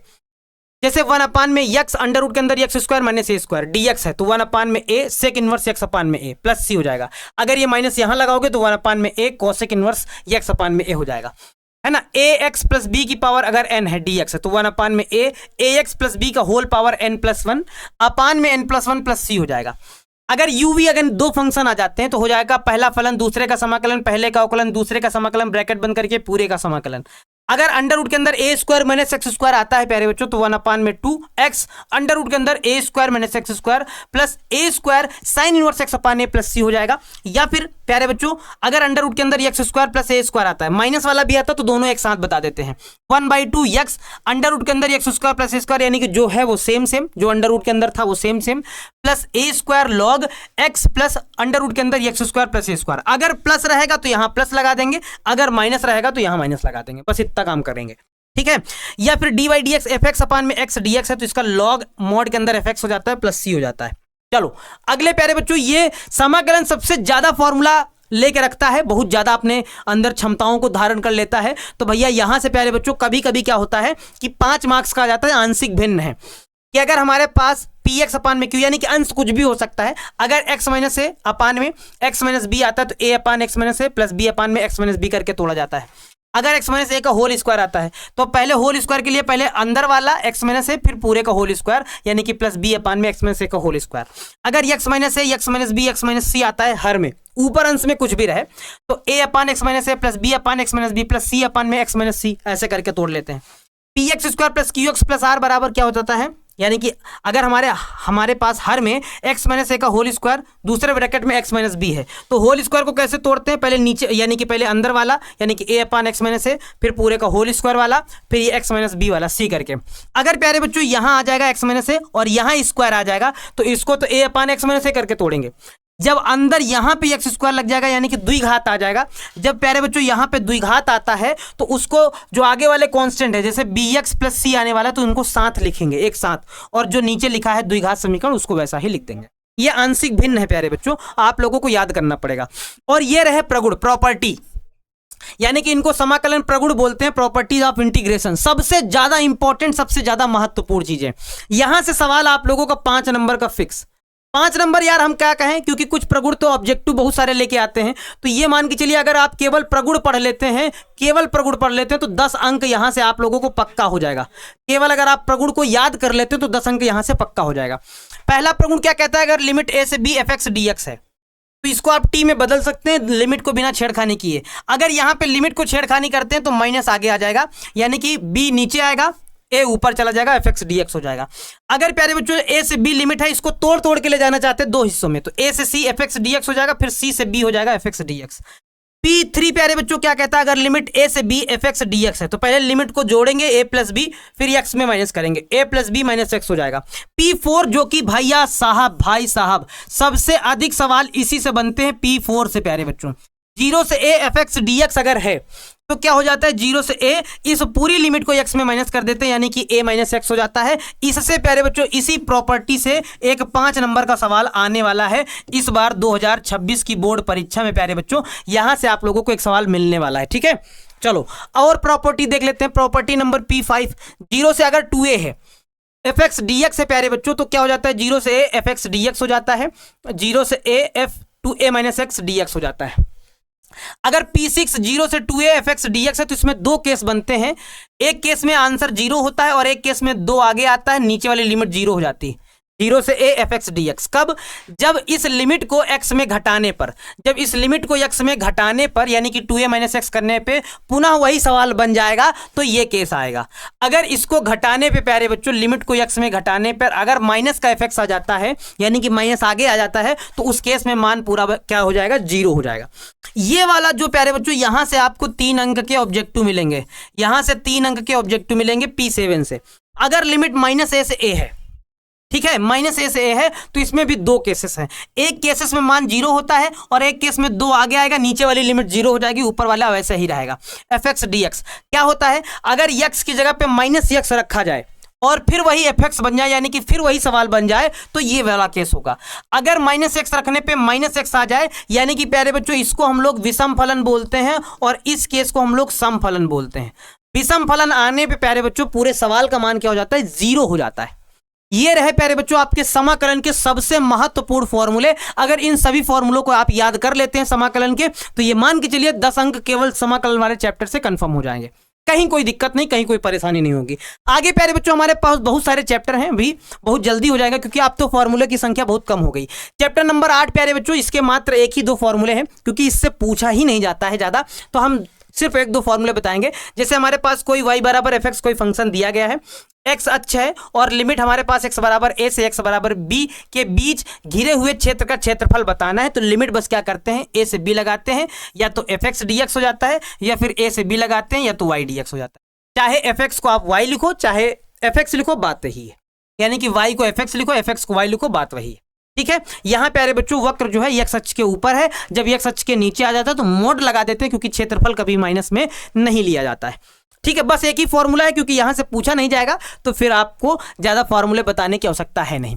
चैप्टर नंबर 9 में भी 2 ही 3 फॉर्मूले हैं, ज्यादा नहीं है। कि किसी अवकल समीकरण में प्रयुक्त उच्चतम अवकलज की कोटि, प्यारे बच्चों जब जितने बार हाईएस्ट डेरिवेटिव किया जाएगा, अवकलन किया जाएगा, उसी की जो पावर है यानी कि हाईएस्ट पावर ऑफ डेरिवेटिव को अवकलज की क्या कहते हैं? कोटि कहते हैं। यहां से 1 नंबर का सवाल बनता है ना। आपको हाईएस्ट पावर ऑफ डी देखना होता है, हाईएस्ट पावर ऑफ डेरिवेटिव। बस किसी अवकल समीकरण के उच्चतम कोटि के अवकलज की घात उस अवकल समीकरण की घात कहलाती है, जबकि सभी अवकलज करणीय चिन्हों तथा भिन्नात्मक घातों से युक्त हो। प्यारे बच्चों घात के लिए आपको विशेष ध्यान रखना होता है कि ये वाली कंडीशन, सभी अवकलज करणीय चिन्हों तथा भिन्नात्मक घातों से युक्त होनी चाहिए। और सबसे हाईएस्ट पावर आप जहां पे डेरिवेटिव रहेगा उसी के ऊपर की घात उस अवकल समीकरण की घात कहलाती है। और 2 फॉर्मूले प्यारे बच्चों ये हैं।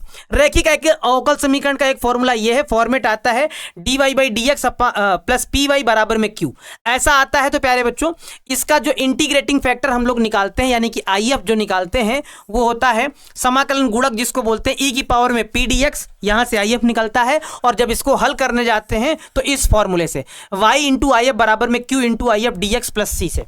इसका दूसरा फॉर्मेट प्यारे बच्चों कैसा आता है? dx अपान में dy प्लस rx बराबर में s करके आता है। यहां पे x रहता है। तो इस केस में प्यारे बच्चों जो इंटीग्रेटिंग फैक्टर निकालते हैं यानी कि समाकलन गुणक e की पावर r dy हो जाता है। और जब इसका हल निकालते हैं तो वो हो जाता है x इंटू में IF बराबर में s इंटू में IF dy प्लस c हो जाता है। यहां से निकालते हैं। बस यहां पे प्यारे बच्चों इस चैप्टर में मात्र हम 2 ही 3 फॉर्मूले बताएंगे क्योंकि इन्हीं से सवाल बनते हैं। आपको फालतू के सवाल, फालतू के फॉर्मूले पढ़ने की आवश्यकता नहीं, क्योंकि अब यार एग्जाम का समय है, तो आपको बस क्रीम चीज पढ़नी है जहां से प्रश्न आपके बनेंगे। ठीक है, चलो और प्यारे बच्चों आगे देख लेते हैं जरा।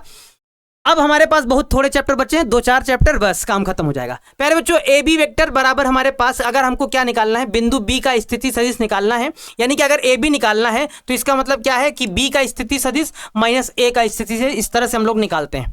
ए कैप यानी कि हमें ए का मात्रक सदिश निकालने के लिए वेक्टर ए बटे में परिमाण ऑफ ए वेक्टर, इस तरह से हम लोग निकालते हैं। अगर वेक्टर ए का इन्वर्स निकालना है तो ए कैप बटे में ए हो जाता है। यदि बिंदुओं ए तथा बी के स्थिति सदिश का मतलब ए वेक्टर तथा बी वेक्टर हैं तो रेखाखंड ए बी को m अनुपात n के अनुपात में विभाजित करेगा। नंबर 1 2 प्यारे बच्चों अंता विभाजित करने वाले बिंदु का स्थिति सदिश m b plus n a बटे में m प्लस एन, और बा विभाजित करने वाले बिंदु का स्थिति सदिश m b minus n a बटे में m माइनस एन होता है। यानी कि 2 प्रकार का विभाजन है, अंता और बाह, याद रखिएगा, अंता में प्लस, बाह में माइनस। नेक्स्ट प्यारे बच्चों, यदि बिंदुओं ए तथा बी के स्थिति सदिश क्रम स्थिति सदिश ए वेक्टर तथा बी वेक्टर हैं तो रेखाखंड ए बी के मध्य बिंदु का स्थिति सदिश a vector plus b vector by 2 होता है, मध्य बिंदु का। और यदि किसी त्रिभुज के शीर्षों की स्थिति सदिश ए वेक्टर बी वेक्टर तथा सी वेक्टर हैं तो उस त्रिभुज के गुरुत्व केंद्र अर्थात केंद्रक के निर्देशांक a vector plus b vector plus c vector by 3 हो जाता है। अगर प्यारे बच्चों हमारे पास कोई आर वेक्टर हमारे पास स्थिति सदिश दिया गया है तो उसका हमें परिमाण निकालने के लिए जो आई जे और के गुणांक होते हैं उनका वर्ग कर देते हैं अंडर रूट के अंदर, x square plus y square plus z square. यहां से भी प्यारे बच्चों एक नंबर का ऑब्जेक्टिव प्रश्न 101% बनेगा, याद रखिएगा। आर कैप बराबर आर वेक्टर बटे परिमाण ए वेक्टर हम लोग निकाल सकते हैं, ठीक है। अगर हमारे पास एम ए वेक्टर है, यानी कि अगर किसी सदिश में हम ए एम ए वेक्टर से गुणा कर दें तो ये जो है वो सभी में गुणा हो जाएगा, यानी कि एम आई के साथ भी, एम जे के साथ भी, के साथ भी गुणा हो जाएगा, जहां पे एम क्या है, एक अदिश है, यानी कि एक कांस्टेंट है। अगर वेक्टर ए और वेक्टर बी बराबर हैं तो उस केस में a1 b1 बराबर होगा और a2 b2 बराबर होगा, यानी कि जो आई वाला गुणांक है वो भी बराबर होगा, जो जे वाला गुणांक है वो भी बराबर हो जाएगा और जो के वाला गुणांक है वो भी बराबर हो जाएगा। ये a1 b1 क्या है, ये आई वाला गुणांक है, ये दूसरे सदिश का आई वाला गुणांक है। ये a2 क्या है, ये भी आई वाला गुणांक है। b2 क्या है, ये दूसरे सदिश का गुणांक है ना। दोनों क्या होते हैं प्यारे बच्चों, बराबर होते हैं। चलो नेक्स्ट, सदिश आर वेक्टर की दिक् को जाए, अगर आर वेक्टर बराबर कुछ ऐसा है, आई जे के गुणांक होती हैं, गुणांक होती हैं, एक्स वाई जेड सदिश आर वेक्टर के दिक् अनुपात कहलाते हैं प्यारे बच्चों, ठीक है। ये आप सभी लोग जानते हैं। इसमें मेन चीज आपको बता देते हैं जो बहुत ज्यादा महत्वपूर्ण है प्यारे बच्चों। अगर हमें ए तथा बी शून्योत्तर सदिश हैं जिनके बीच कोण थीटा है तो ए तथा बी अदिश अथवा बिंदु गुणनफल यानी कि ए डॉट बी बराबर प्यारे बच्चों ये फॉर्मूला है जहां से एक सवाल आएगा। ए डॉट बी बराबर हमारे पास परिमाण ऑफ ए परिमाण ऑफ बी कॉस थीटा, जहां पे जो थीटा है वो 0 और पाई के बीच में बिलोंग करता है। यदि ए वेक्टर बराबर 0 है, बी वेक्टर बराबर 0 है, यानी कि ए वेक्टर बराबर बी वेक्टर बराबर 0 वेक्टर है, तो इसका कह सकते हैं कि ए और बी का डॉट प्रोडक्ट 0 है, ठीक है। डॉट प्रोडक्ट 0 है, यानी कि ए वेक्टर और बी वेक्टर क्या है, एक दूसरे के लंब है। यदि ए वेक्टर तथा बी वेक्टर दो समदिश सदिश हैं जहां पे थीटा बराबर 0 डिग्री है तो ए डॉट बी बराबर में क्या होता है कि परिमाण ऑफ ए वेक्टर इंटू परिमाण ऑफ बी वेक्टर। यदि ए तथा बी दो विपरीत सदिश हैं तो थीटा बराबर 180 डिग्री होता है, यानी कि ए डॉट बी बराबर माइनस परिमाण ऑफ ए वेक्टर इंटू में परिमाण ऑफ बी वेक्टर होता है। प्यारे बच्चों इसी सदिश वाले चैप्टर के थोड़ा फॉर्मूले ज्यादा है, बाकी तो काम खत्म है। यदि ए वेक्टर का सदिश बी वेक्टर पर प्रक्षेप है तो ए डॉट बी बराबर में परिमाण ऑफ बी, यानी कि जिस पर प्रक्षेप पड़ेगा उसका परिमाण नीचे हम लोग कर देते हैं, जाहिर सी बात है उसका परिमाण प्यारे बच्चों हम लोग नीचे कर देते हैं। यानी कि सदिश हमारे पास क्या हो जाएगा, सदिश बी वेक्टर का सदिश ए पर प्रक्षेप यानी कि परिमाण ऑफ ए हो जाएगा। ये इसका दूसरा फॉर्मूला है, ए कैप इंटू में बी वेक्टर भी लिख सकते हैं। ए डॉट ए इसको वेक्टर ए का होल स्क्वायर यानी कि परिमाण ऑफ ए वेक्टर का स्क्वायर लिख सकते हैं। I dot I, J dot J, के डॉट के सब की वैल्यू 1 होती है। दो सदिशों ए वेक्टर तथा बी वेक्टर के बीच का कोण अगर थीटा है तो cos inverse a dot b बटे में परिमाण ऑफ ए वेक्टर इंटू परिमाण ऑफ बी वेक्टर होता है, या फिर इसको प्यारे बच्चों cos inverse a cap into में बी कैप भी आप लिख सकते हैं।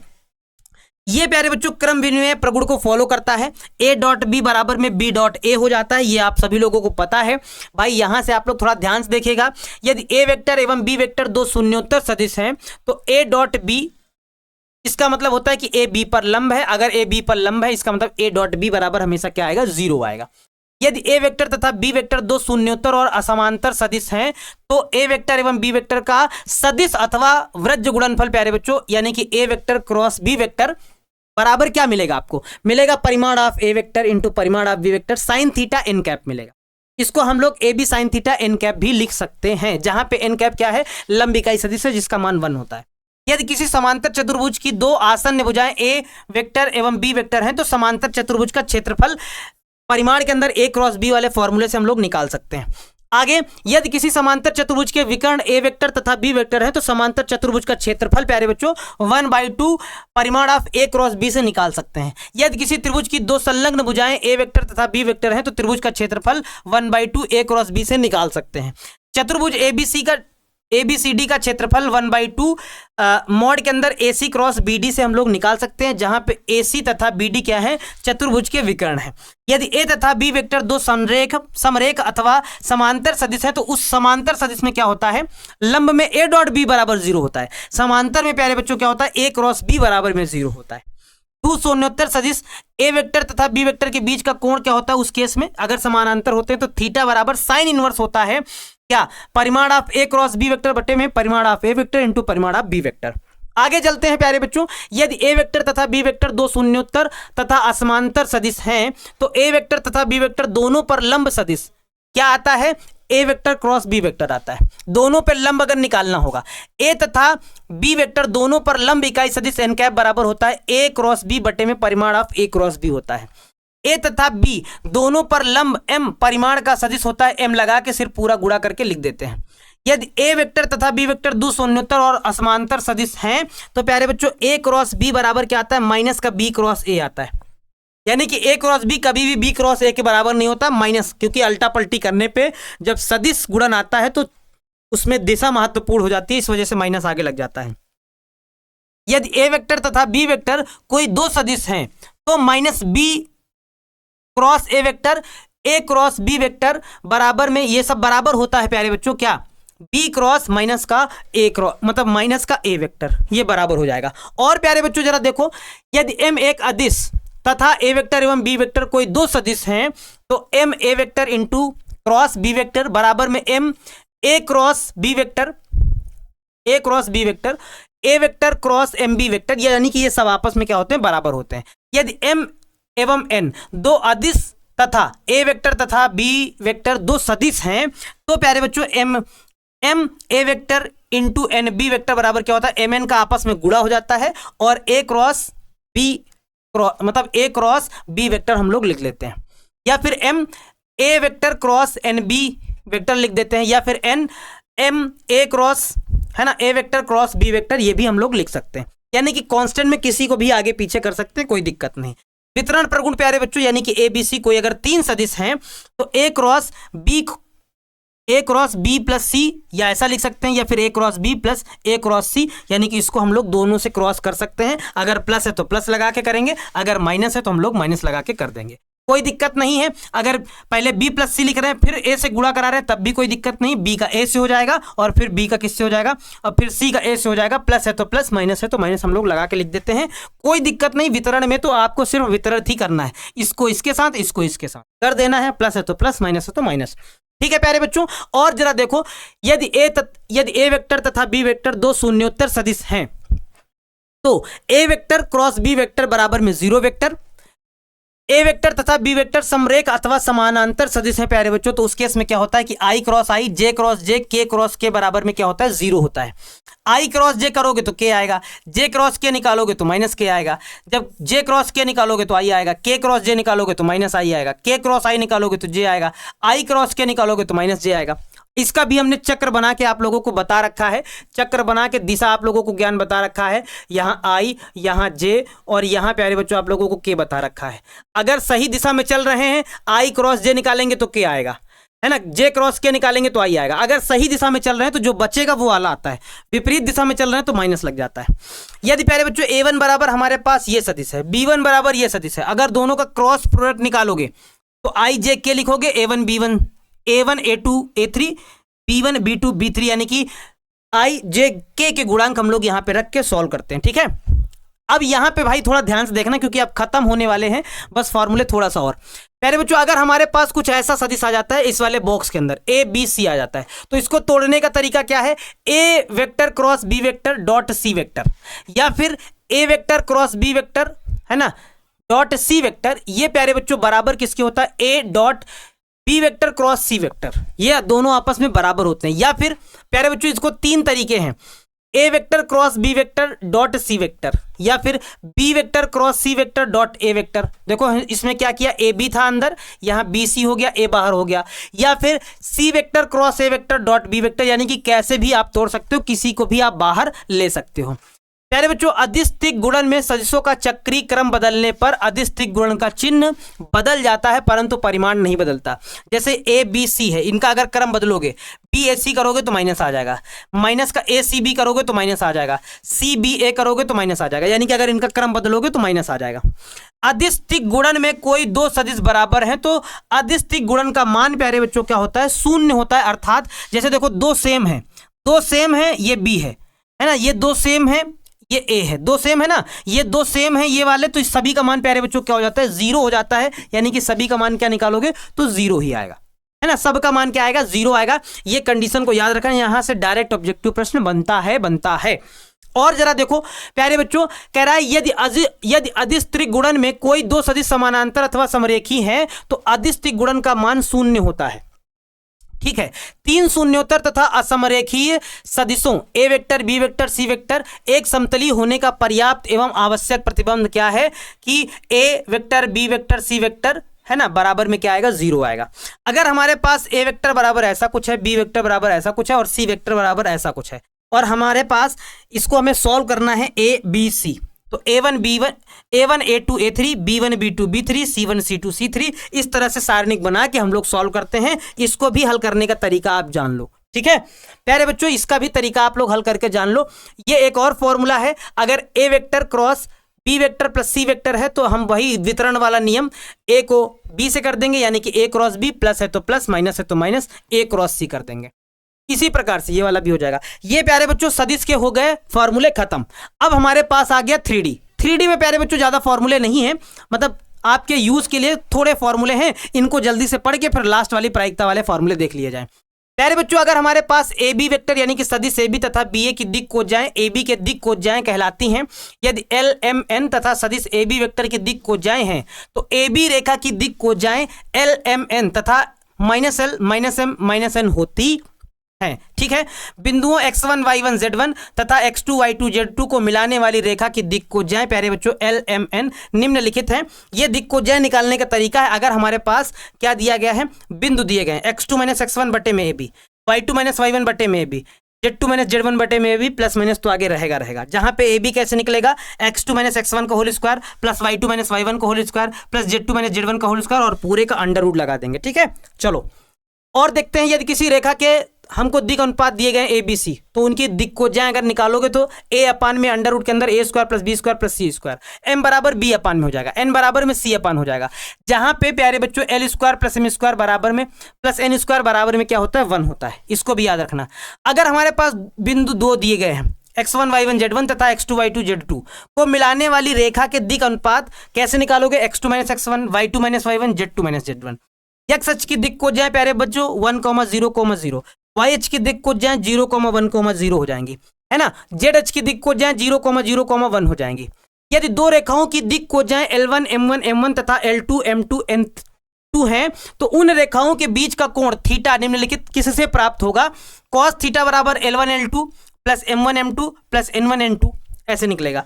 दो रेखाओं के तल के लंब होने का प्रतिबंध L1 L2 plus M1 M2 plus N1 N2 बराबर में 0, लंब होने का प्रतिबंध।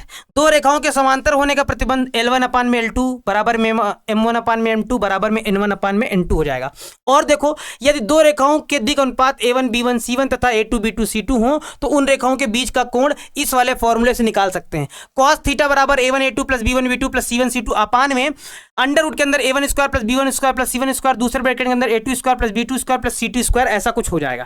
प्यारे बच्चों, इतनी जल्दी जल्दी इस वजह से बता रहे हैं क्योंकि फॉर्मूले ज्यादा है, समय है कम, है ना। जल्दी से जल्दी, जितना जल्दी हो सकता है हम सभी फॉर्मूलों को बताने का प्रयास कर रहे हैं।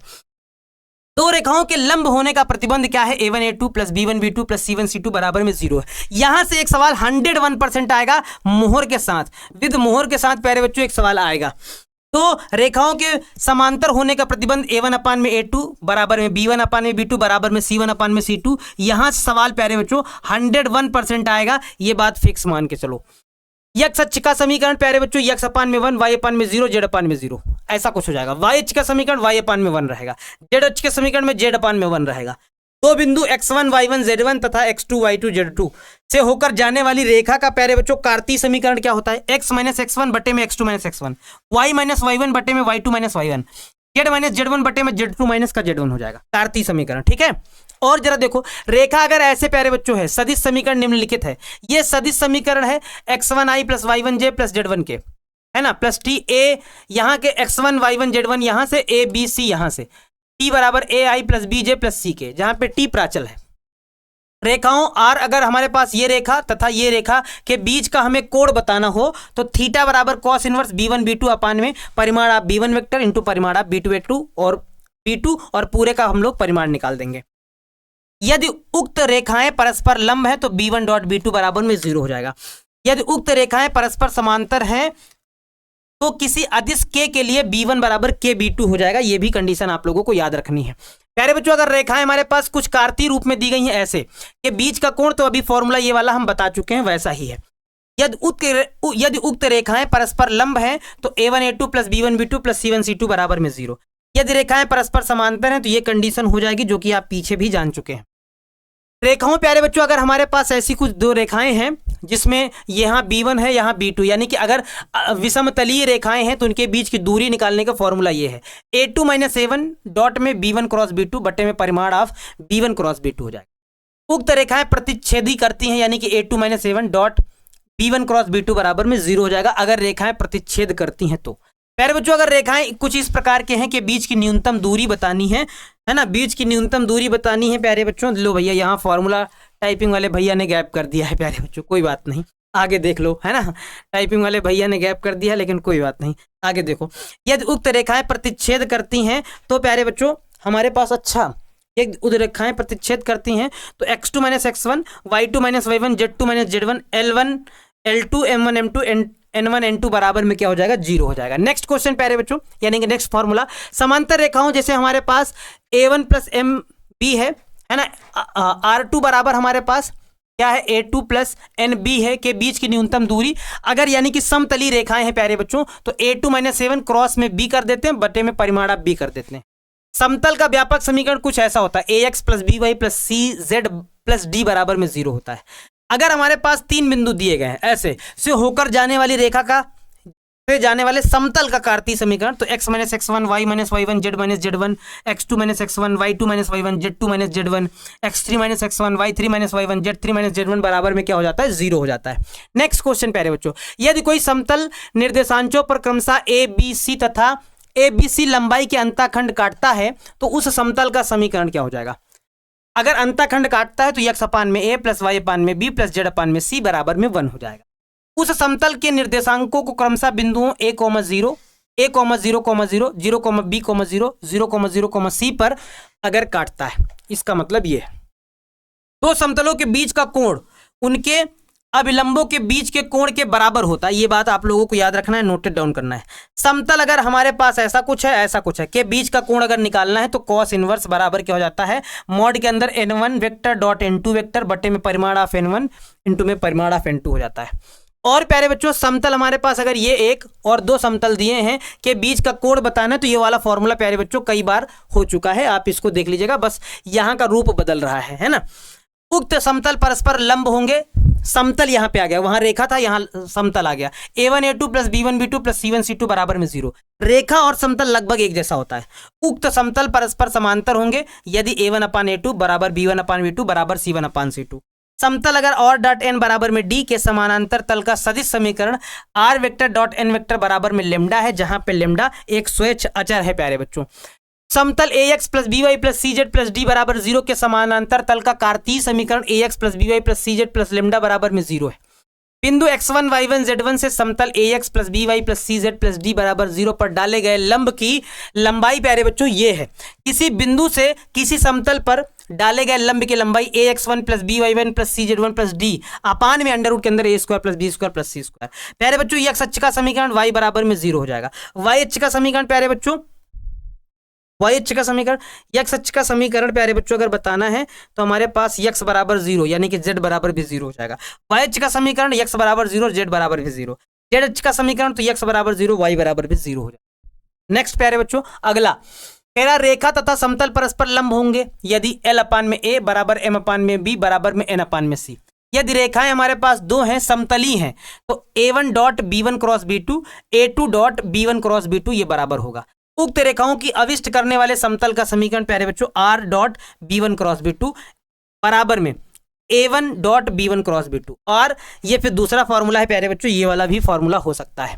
रेखाओं x माइनस x1 बटे में l1, y माइनस y1 बटे में m1, Z minus Z one बटे में n1। दूसरी रेखा है समतली होने का प्रतिबंध प्यारे बच्चों क्या है, x2 minus x1, y2 minus y1, z2 minus z1, L1 m1 n1, L2 m2 n2 बराबर में क्या हो जाएगा, 0 हो जाएगा प्यारे बच्चों, क्या हो जाएगा, 0 हो जाएगा। अब रही लास्ट चैप्टर प्यारे बच्चों प्रायिकता के कुछ फॉर्मूले हैं, जरा देखो, क्योंकि 12 नंबर चैप्टर के प्यारे बच्चों फॉर्मूले ज्यादा है ही नहीं, उसमें फॉर्मूला नहीं लगता, उसमें कॉन्सेप्ट लगता है। प्रायिकता जैसे P अपान हमें F निकालना है तो PE इंटरसेक्शन बटे में PF हो जाता है, जहां PF is not equals to 0 होता है। प्रायिकता हमेशा प्यारे बच्चों 1 और 0 के बीच में होती है, यानी कि 0 भी हो सकती है, 0 के बराबर या फिर 1 के बराबर या फिर इन दोनों के बीच में, इससे ज्यादा कुछ नहीं होगी। अगर हमको PE डैश अपान में F निकालना है तो 1 माइनस का PE अपान F करके हम लोग निकाल सकते हैं। P अगर E यूनियन F अपान में G निकालना है तो इसको हम लोग कैसे निकालते हैं, PE अपान में G प्लस PF अपान में G माइनस का PE इंटरसेक्शन F अपान में G करके हम लोग निकाल लेते हैं। PE इंटरसेक्शन F बराबर PE इंटू में PF अपान E, जहां पे PE is not equals to 0 होता है, ठीक है। अगर PE इंटरसेक्शन F है तो PE या PF डॉट PE अपान में प्यारे बच्चों क्या हो जाएगा, F हो जाएगा, PF is not equals to 0। यदि E तथा F स्वतंत्र घटनाएं हैं तो PF अपान में E बराबर हो जाएगा PF इंटू में PE हो जाएगा। अगर PE इंटरसेक्शन F है ना स्वतंत्र घटनाएं हैं तो ये भी कंडीशन हो सकती है कि PE इंटू में PF हो सकता है, या फिर PE अपान में F बराबर हमारे पास PE इंटू में PF हो सकता है, ठीक है। संपूर्ण प्रायिकता का प्रमेय प्यारे बच्चों क्या है, अगर ये हमारे पास माना E1 E2 E3 dot dot dot En प्रतिदर्श समष्टि S का एक विभाजन है तथा E1 E2 E3 dot dot dot En में प्रत्येक की प्रायिकता शून्योत्तर है ना प्यारे बच्चों, शून्योत्तर है। माना A शून्योत्तर है, भैया इसको आधा अधूरा कर दिए हैं, नहीं आधा अधूरा नहीं, माना A प्रतिदर्श समष्टि से संबंधित एक घटना है, तब PA बराबर क्या हो जाएगा, PE1 डॉट PA अपान में E1 प्लस PE2 डॉट में PA अपान E2, इसी तरह से डॉट डॉट चलता रहेगा लास्ट पद तक, ठीक है प्यारे बच्चों, लास्ट पद तक चलता रहेगा। बेज प्रमेय क्या है, बेज प्रमेय ये कहती है कि अगर आपके पास कई सारी घटनाएं घटित हो रही हैं, है ना, तो फॉर्मूला क्या होता है, जैसे PI EI अपान में A बराबर होता है PEI इंटू में PE अपान में EI बटे में क्या होता है, समेशन अब, यानी कि जितनी भी घटनाएं हो रही हैं सभी का जोड़ 1 से लेकर n तक, PEI है ना डॉट में PA अपान में EJ है, EJ, अच्छा EJ यहाँ पे I है, यहाँ पे J हो जाएगा, ठीक है। माना प्यारे बच्चों x एक यादृच्छिक चर है जिसके संभावित मूल्य x1 x2 x3 dot dot dot xn है, जिनकी प्रायिकताएं क्रमशः P1 P2 P3 dot dot dot Pn है। x का माध्य प्यारे बच्चों म्यू से व्यक्त संख्या ये है PI XI है, तब यादृच्छिक चर x के माध्य को x से प्रत्याशा भी कहते हैं, है ना, जिसे EX से व्यक्त करते हैं प्यारे बच्चों। EX यानी कि x का अगर हमें प्रसरण निकालना है तो सिग्मा स्क्वायर और सफिक्स में x बराबर में क्या हो जाएगा, वेरिएंस ऑफ x, है ना, समेशन ऑफ i बराबर 1 से xi माइनस का म्यू का होल स्क्वायर PXI, या फिर इसका दूसरा फॉर्मूला है E ब्रैकेट में x माइनस का म्यू का होल स्क्वायर। ऋणात्मक संख्या है ना सिग्मा x बराबर अंडर रूट के अंदर वेरिएंस ऑफ x, यानी कि इसी का हम लोग वर्गमूल ले लेंगे। चर x का मानक विचलन अगर निकालना है तो वेरिएंस ऑफ x बराबर में EX स्क्वायर हो जाएगा माइनस का EX का होल स्क्वायर हो जाएगा, ठीक है। PX बराबर में x, जहां पे NCX P की पावर x Q की पावर n माइनस x प्यारे बच्चों, इससे भी हम लोग सवालों को सॉल्व करते हैं। जैसे 4 बार सिक्का उछाला गया, 2 शीर्ष आने की प्रायिकता, तो ये वाले प्रमेय से प्यारे बच्चों हम लोग शॉर्टकट में निकाल सकते हैं। तो ये रहे आपके सारे फॉर्मूले जो बहुत ही ज़्यादा इंपॉर्टेंट फॉर्मूले थे प्यारे बच्चों। इस वीडियो को सेव कर लीजिएगा, अगर वीडियो अच्छा लगा हो तो आप लोग इसको फास्ट फॉरवर्ड करके भी देख सकते हैं, यानी कि स्पीड बढ़ा के भी देख सकते हैं, ताकि अगर ये 1 घंटे का वीडियो है तो आधे घंटे में ही खत्म हो जाए। पूरे फॉर्मूले जरूर से जरूर देख लेना ताकि आपका एग्जाम बेहतर हो जाए, सारे फॉर्मूले रिवाइज हो जाएं, क्योंकि अपने आप से रिवीजन करने बैठेंगे तो बहुत समय लग जाएगा। इस वजह से इस वीडियो के माध्यम से प्यारे बच्चों आप लोग इसको देखिए और सारे इस फॉर्मूलों को रिवाइज कर लीजिए। जितने फॉर्मूले हमने इस वीडियो में बताए इससे बाहर कोई दूसरा फॉर्मूला प्रयोग नहीं होने वाला है। इन सभी फॉर्मूले से अगर सवाल आएंगे तो इतने ही फॉर्मूले से सवाल आने वाले हैं। प्यारे बच्चों अगर वीडियो अच्छा लगा हो तो आप लोग कमेंट में अपनी राय को जरूर बताइएगा, वीडियो कैसा लगा। और प्यारे बच्चों इस वीडियो को लाइक करिएगा, है ना, अपने दोस्तों के पास प्यारे बच्चों इस क्लास को जरूर, इस वीडियो को जरूर शेयर करिएगा, क्योंकि इस वीडियो की मदद से आपके दोस्तों की भी हेल्प हो सकती है, आपका दोस्त भी एक बेहतर अंक ला सकता है और अपने मार्क्स को बूस्ट कर सकता है। तो प्यारे बच्चों वीडियो कैसा लगा एक बार कमेंट करके जरूर बताइएगा और लाइक करना मत भूलिएगा। सही बच्चों को ढेर सारा प्यार है, ख्याल रखिएगा। बेस्ट ऑफ लक प्यारे बच्चों आपके एग्जाम के लिए। सही बच्चों को ढेर सारा प्यार। जय हिंद, वंदे मातरम।